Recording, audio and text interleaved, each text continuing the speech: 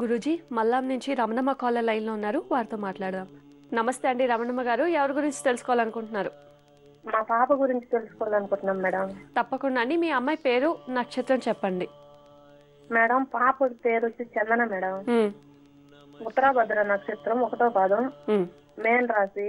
సరేనండి, మాట్లాడండి గురూజీతో. నమస్తే అమ్మా. నమస్తే గురూజీ, మీ పాదాభివందనాలండి. మా ఆశీస్సులో ఉంటాను తల్లి. సార్ పాపను గురించి మొన్న ఇంటర్ సెకండ్ ఇయర్ అయిపోయింది, ఎంసెట్ రాసింది, రాలేదు.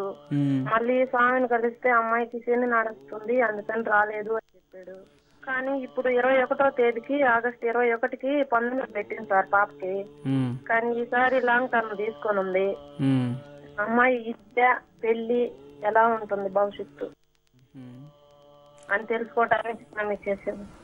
సరే, ఇప్పుడు లాంగ్ టర్మ్ లో ఏ సబ్జెక్ట్ కావాలంటే అమ్మాయికి? సార్ ఎంసెట్ అంటే మెడిసిన్ సార్. మెడిసిన్ లో ఉంది, ఇంజనీరింగ్ ఉంది, ఎంసెట్ లో డాక్టర్ గా సైన్స్. ఓకే, ఇది ఎంటర్ మనకి బైపీసీ తీసుకోండి. అవును సార్, ఇంటర్ అయిపోయింది, లాంగ్ టర్మ్ రాలేదు. మొన్న ఎన్నో ర్యాంక్ వచ్చింది సార్? 37,000 వచ్చింది సార్. 37,000. మీది ఓసీ వస్తుందమ్మా, జనరల్? లేదు సార్, మేము ఎస్సీ వాళ్ళు. అయితే మీకు రావాలి కదా సీట్, ఎందుకు దొరకలేదు?